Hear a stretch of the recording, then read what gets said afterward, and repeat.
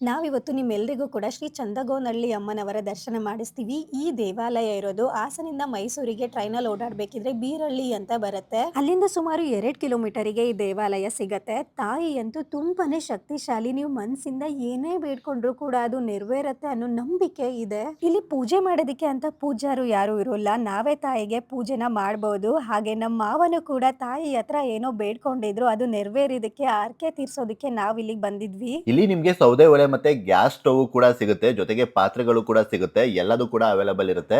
ಇಲ್ಲಿ ಜಾಸ್ತಿ ಜನ ಸೇರೋದು ಮಂಗಳವಾರ, ಶುಕ್ರವಾರ ಮತ್ತೆ ಭಾನುವಾರ. ನಿಮ್ಗೆ ಜನ ಜಾಸ್ತಿ ಇರಬಾರ್ದು ಅಂದ್ರೆ ಬೇರೆ ದಿನ ಬಂದು ಪೂಜೆ ಮಾಡ್ಕೊಂಡು ಕೂಡ ಹೋಗ್ಬೋದು. ನಮ್ಮಮ್ಮ ನಾನು ಕೇಳ್ದೆ ಅಂತ ಸೌದೆ ಒಲೆನಲ್ಲಿ ಬಿರಿಯಾನಿ ಮಾಡ್ಕೊಟ್ರು. ಬಿರಿಯಾನಿ ಅಂತೂ ತುಂಬಾನೇ ಚೆನ್ನಾಗಿತ್ತು. ತಿಂತಾ ಇದ್ರೆ ತಿಂತಾನೆ ಇರಬೇಕು ಅನಿಸ್ತಾ ಇತ್ತು. ಜೊತೆಗೆ ನಾಟಿ ಕೋಳಿ ಸಾಂಬಾರು ಮತ್ತೆ ಮುದ್ದೆನ ಮಾಡಿದ್ರು. ಈ ತರ ಹಳ್ಳಿ ವಾತಾವರಣದಲ್ಲಿ ಎಲ್ಲರೂ ಜೊತೆನಲ್ಲೇ ಕೂತ್ಕೊಂಡು ಊಟ ಮಾಡೋದು ತುಂಬಾನೇ ಚೆನ್ನಾಗಿರುತ್ತೆ. ನಂಗಂತೂ ಈ ತರ ಇರೋದು ತುಂಬಾನೇ ಇಷ್ಟ. ನಾವು ಒಂದೊಳ್ಳೆ ಬದುಕನ್ನ ಕಟ್ಕೋಬೇಕು ಅಂತ ಇದ್ರೆ ಒಂದ್ ಕಡೆ ನಮಗೆ ಬರೋ ಕಷ್ಟಗಳನ್ನೆಲ್ಲ ಎದುರಿಸ್ಬೇಕು, ಇನ್ನೊಂದ್ ಕಡೆ ಭಗವಂತ ಯಾವತ್ತೂ ನಮ್ ಕೈ ಬಿಡೋದಿಲ್ಲ ಅನ್ನೋ ನಂಬಿಕೆ ನಮಗಿರ್ಬೇಕು. ಎಲ್ಲರ ದಿನ ಶುಭವಾಗಲಿ, ಎಲ್ರೂ ಖುಷಿಯಾಗಿರಿ.